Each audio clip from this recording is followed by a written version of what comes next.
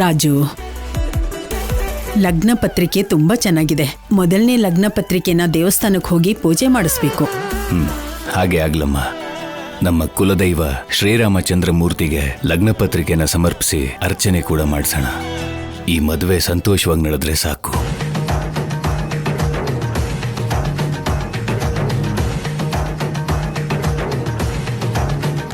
ಆರಾಮಾಗಿ ನಡೆಯುತ್ತೆ ಭಾವನವ್ರೆ. ಲಗ್ನ ಪತ್ರಿಕೆ ಕೂಡ ಬಂದಾಯ್ತಲ್ಲ. ಈ ವಾರ ನಮ್ಮನೆ ಹಸಿರಾದ ತೋರಣದಿಂದ ಹೂಗಳಿಂದ ಕಂಗೊಳಿಸ್ಬಿಡುತ್ತೆ ಬಿಡಿ.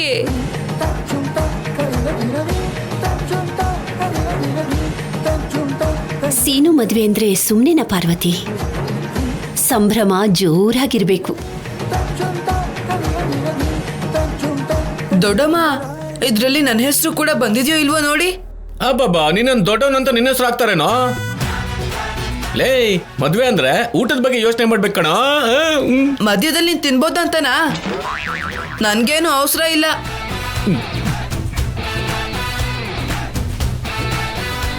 ಪತ್ರಿಕೆಯಲ್ಲಿ ನನ್ನ ಹೆಸರು ಬಂದ್ರೆ ಸಾಕು, ಎಲ್ರಿಗೂ ಹೇಳ್ಕೊಂಡು ಓಡಾಡ್ತಿದ್ದೆ. ಲೇ ಬಿಟ್ಟು, ನಿನ್ನ ಹೆಸರು ಕೂಡ ಬಂದಿದೆ. ಸರಿಯಾಗಿ ನೋಡು ಬಿಟ್ಟು. ಸರಿ ನೋಡಮ್ಮ. ಅದು ನೋಡ್ಕೊ. ಲಗ್ನ ಪತ್ರಿಕೆ ಕೊಡೋದಕ್ ಮೊದ್ಲು ಅರಿಶಿನ ಹಚ್ಬೇಕಲ್ವಾ ಅತ್ತೆ? ಹೌದು ಜಾನಕಿ, ನನ್ನ ಮೊಮ್ಮಗನ್ ಮದ್ವೆ ಅಂದ್ಕೊಡ್ಲೆ ಆ ಆನಂದದಲ್ಲಿ ಎಲ್ಲ ಮರ್ತಿದ್ದೀನಿ.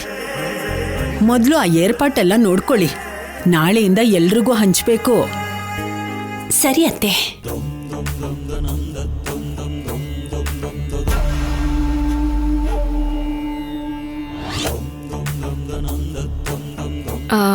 ಆದ್ಯ, ಯಾಕೆ ಹಾಗೆ ನಿಂತ್ಬಿಟ್ಟೆ? ನೀನು ಕೂಡ ನೋಡು. ಕಾರ್ಡ್ ಎಷ್ಟು ಚೆನ್ನಾಗಿದೆ ಅಲ್ವಾ?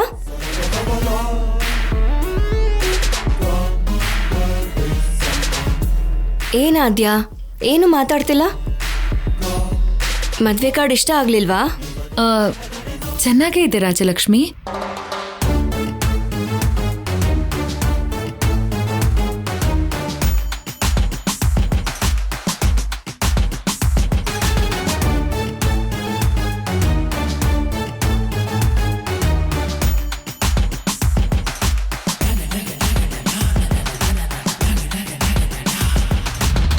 ಅತ್ತೆ, ನನಗೂ ಕೊಡಿಯತ್ತೆ.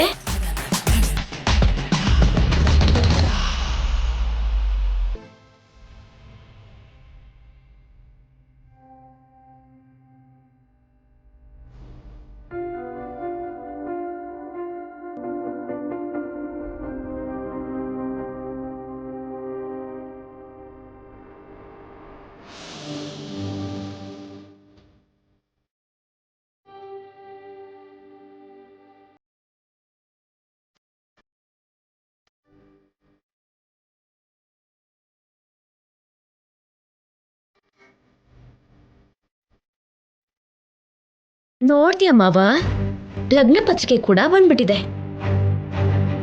ಆದ್ಯನ್ ಜೊತೆನೆ ನಿನ್ ಮದ್ವೆ ನಡೆಯುತ್ತೆ ಬಿಡು ಮಾವ.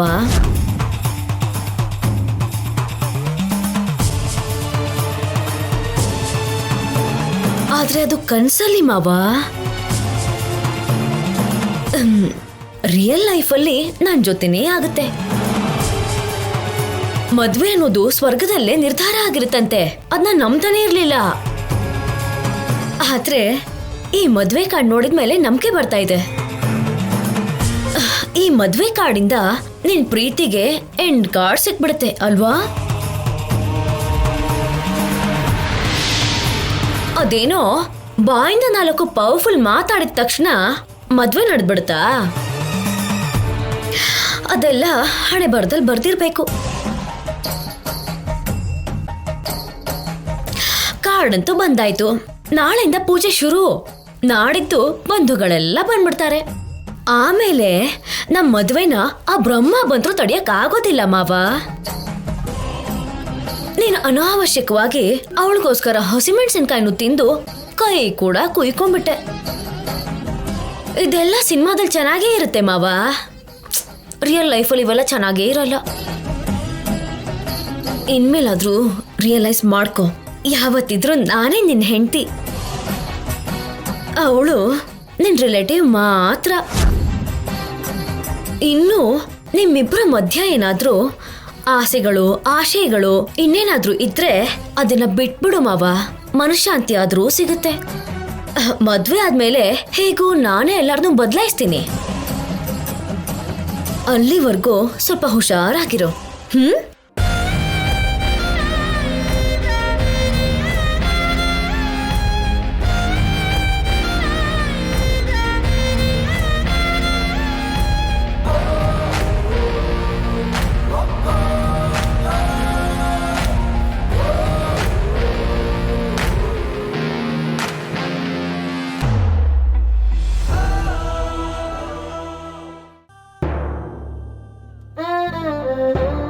ನೋಡ್ತೀಯ ಆದ್ಯ, ಮದುವೆ ಪತ್ರಿಕೆ ಕೂಡ ಬಂದಿದೆ. ಇದರಲ್ಲಿ ನನ್ನ ಫೋಟೋ ಪಕ್ಕ ನಿನ್ ಫೋಟೋ ಇರಬೇಕಾಗಿತ್ತು, ಆದರೆ ಚಾರು ಫೋಟೋ ಇದೆ. ಈ ಮದುವೆ ಕಾರ್ಡನ್ನ ನೋಡ್ತಾ ಇದ್ರೆ ಸಾಯೋದಕ್ಕೂ ಕೂಡ ಒಂದು ಕಾರ್ಡ್ ಇದ್ದಿದ್ರೆ ಚೆನ್ನಾಗಿರೋದು ಅನ್ಸ್ತಿದೆ ಆದ್ಯ. ಸೀನು, ಯಾಕೆ ಹಾಗೆ ಮಾತಾಡ್ತಿದ್ಯಾ? ನಿಜ ಆದ್ಯ, ಈಗ ನನ್ನ ಮನ್ಸಲ್ಲಿ ಏನಿದೆ ಅಂತ ಗೊತ್ತಾ? ನೀನೇನಾದ್ರೂ ಒಪ್ಕೊಂಡಿಲ್ಲ ಅಂದ್ರೆ ಇದೇ ಮದುವೆ ಪತ್ರಿಕೆ ಹಿಂದೆ ಸೂಸೈಡ್ ನೋಟ್ ಬರೆದು ಸತ್ತೋಗ್ಬಿಡೋಣ ಅನಿಸ್ತಿದೆ. ಸೀನು, ನಿನಗೇನಾದ್ರೂ ಹುಚ್ಚಿಡ್ತಿದ್ಯಾ? ನೀನ್ ಎಷ್ಟೇ ಅನ್ಕೊಂಡ್ರು ನಾನ್ ನಿನ್ನ ಮದುವೆ ಆಗೋದು ಸಾಧ್ಯ ಇಲ್ಲ ಸೀನು.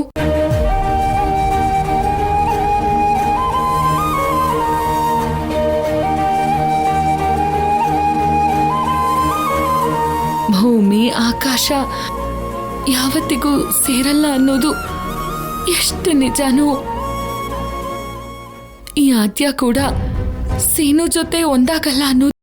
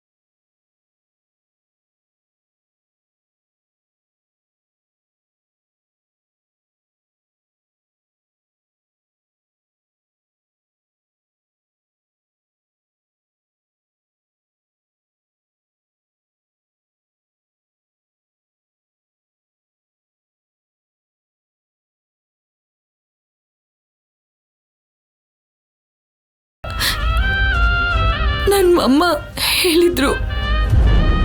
ಇದೆಲ್ಲ ನನಗ್ ಗೊತ್ತು ಆದ್ಯ, ಆದ್ರೆ ನನ್ನ ಮನ್ಸಿಗೆ ಗೊತ್ತಿಲ್ಲ. ನನ್ನ ಮನ್ಸು ನೀನ್ ಬೇಕು ಅಂತಿದೆ, ನಿನ್ನೆ ಪ್ರೀತಿಸ್ತಾ ಇದೆ. ನೀನ್ ಬಿಟ್ರೆ ನನಗ್ ಬೇರೆ ಯೋಚನೆನೇ ಇಲ್ಲ. ಮದುವೆ ಅಂತ ಆದ್ರೆ ಅದು ನಿನ್ನ ಮಾತ್ರ, ಇಲ್ಲ ಅಂದ್ರೆ ಜೀವನ ಪೂರ್ತಿ ಹೀಗೆ ಇದ್ಬಿಡ್ಬೇಕು ಅನ್ಕೊಂಡಿದೀನಿ.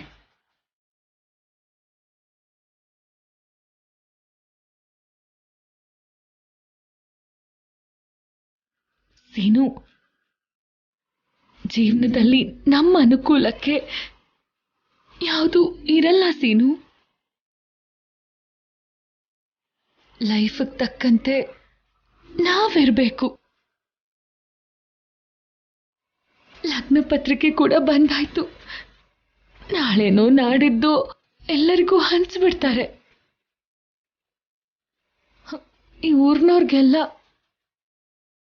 ನೀವಿಬ್ರು ಗಂಡ ಹೆಂಡತಿ ಆಗ್ತಿದ್ದೀರಾ ಅಂತ ಗೊತ್ತಾಗೋ ದಿನ ಬಂದಿದೆ. ನೀನ್ ಯಾವಾಗ ತಿಳ್ಕೊತೀಯ ಸೀನು?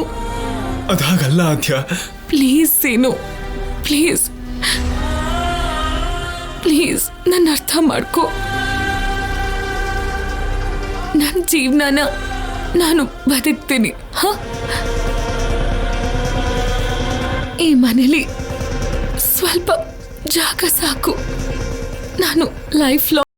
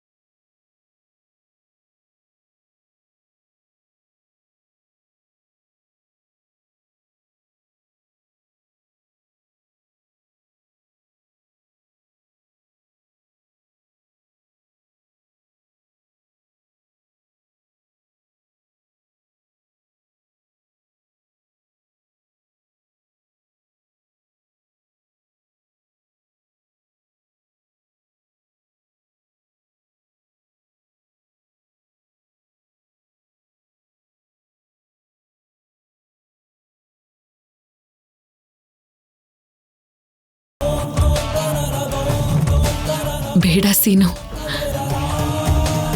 ಈ ಪ್ರೀತಿ ನಮ್ಮನ್ನ ಹತ್ರ ಮಾಡುತ್ತೋ ಇಲ್ವೋ, ಆದ್ರೆ ಈ ಮನೆಗೆ ನನ್ನ ದೂರ ಮಾಡ್ಬಿಡುತ್ತೆ. ನೀನ್ ನನ್ನ ಪ್ರೀತಿಸಲ್ಲ ಅಂದ್ರೂ ಕೂಡ ನಾನು ತಡ್ಕೊಬಿಡ್ತೀನಿ. ಆದ್ರೆ ನೀನ್ ನನ್ನಿಂದ ದೂರ ಆದ್ರೆ ನಾನು ತಡ್ಕೊಳ್ಳಲ್ಲ ಆದ್ಯಾ. ಪ್ಲೀಸ್ ಸೀನು, ಹೊರಟೋಗು ಇಲ್ಲಿಂದ. ವಾಟ್?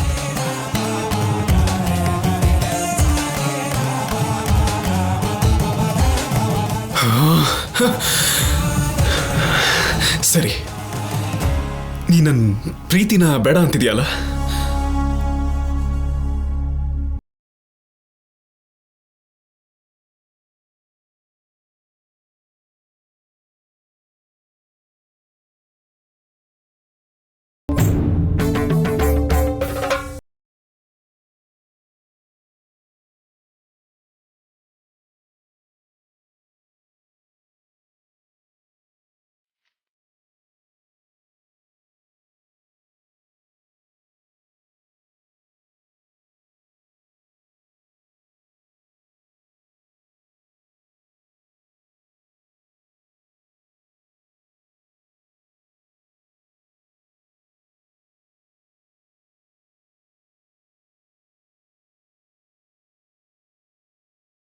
ನೋಡಾದ್ಯ, ನಮಗೆ ಬೇಡ ಅನ್ನೋದನ್ನ ಸುಟ್ಟಾಕೋದೇ ಒಳ್ಳೇದು.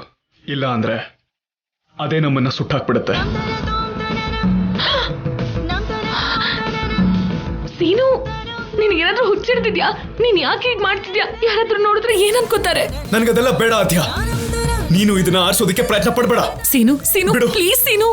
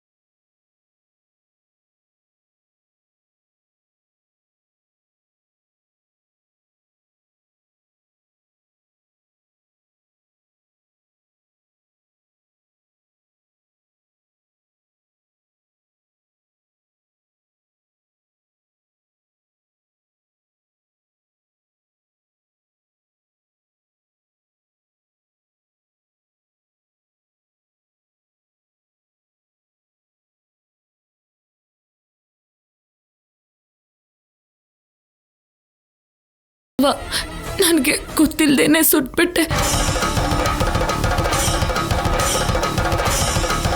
ಲೇ ಆದ್ಯ, ಅಷ್ಟಕ್ಕೂ ಏನ್ ಅನ್ಕೋತಿದ್ಯಾ ನೀನು?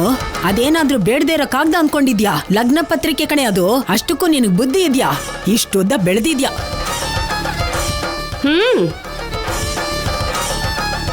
ಆದ್ಯ, ಏನಾಯ್ತಮ್ಮ? ನೀನ್ಯಾಕೆ ಸುಟ್ಟು ಹಾಕ್ದೆ? ಇವಳಮ್ಮನಿಗೆ ಮನೆ ಹಾಳು.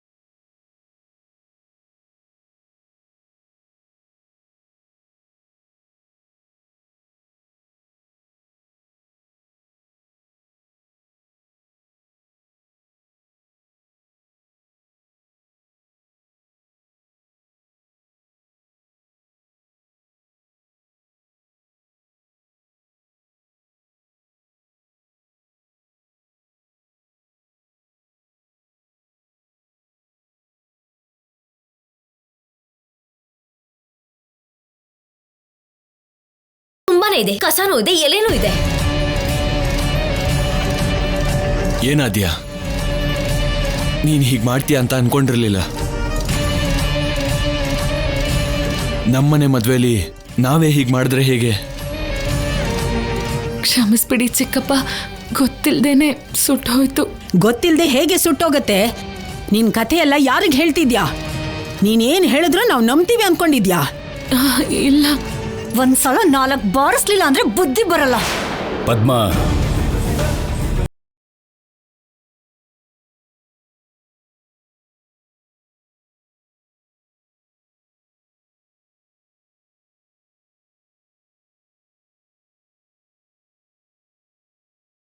ಗೊತ್ತಿಲ್ದೇನೆ ಸುಟ್ಟು ಹೋಯ್ತು ಅಂತ ಹೇಳ್ತಾ ಇದ್ದಾಳಲ್ವಾ?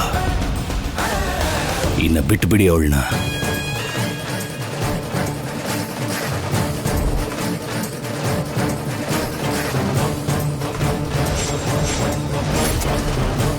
ಮದುವೆ ಪತ್ರಿಕೆ ಸುಟ್ಟು ಹೋದ ಮಾತ್ರಕ್ಕೆ ಮದುವೆ ನಿಂತೋಗಲ್ಲ ಅಲ್ವಾ? ಏನೋ ಗೊತ್ತಿಲ್ಲದೆ ಆಗಿರೋ ತಪ್ಪನ್ನ ಕ್ಷಮಿಸ್ಬಿಡಿ.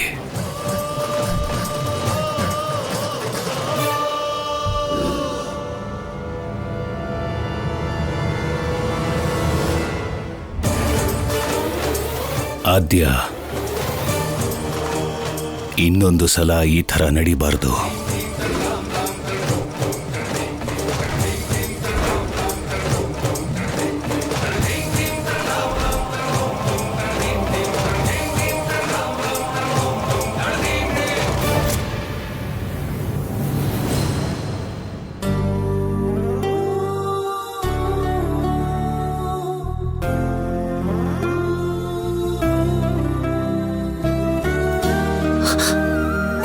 ಸೀನು, ಬಾ ನನ್ ಜೊತೆ.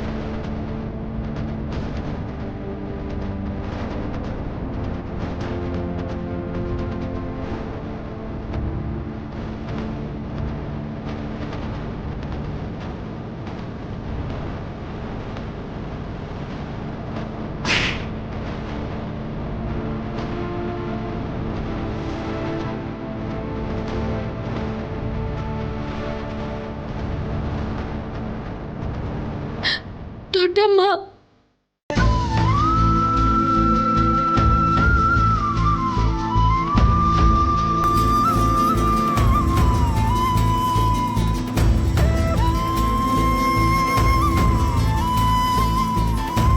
ನನ್ನ ಕ್ಷಮಿಸಿ ದೊಡ್ಡಮ್ಮ, ಗೊತ್ತಿಲ್ದೇನೆ ಸುಟ್ಬಿಟ್ಟೆ. ಇದು ಗೊತ್ತಿಲ್ದೇನೆ ನಡೆದಿದ್ದಲ್ಲ ಆದ್ಯ. ನೀನು ಬೇಕಂತಾನೆ ಸುಟ್ಟಾಕ್ತೆ ಅಲ್ವಾ?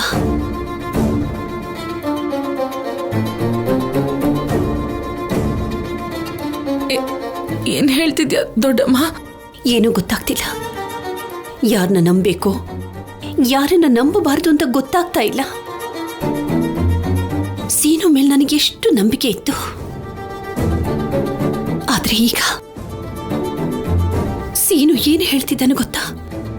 ನನಗೆ ಮದ್ವೆ ಇಷ್ಟ ಇಲ್ಲ, ನಾನು ಆದ್ಯನ್ ಪ್ರೀತಿಸ್ತಾ ಇದ್ದೀನಿ ಅಂತ.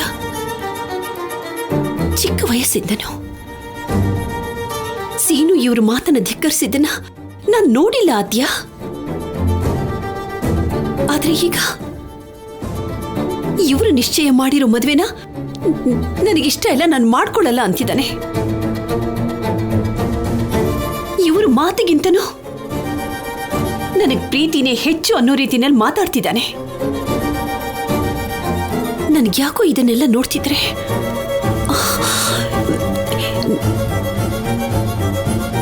ನೀನು ಸೀನುನ ಪ್ರೀತಿಸ್ತಾ ಇದೀಯ ಅಂತ ನನ್ಗ್ಯಾಕೋ ಅನ್ಸಕ್ ಶುರುವಾಗ್ತಿದೆ.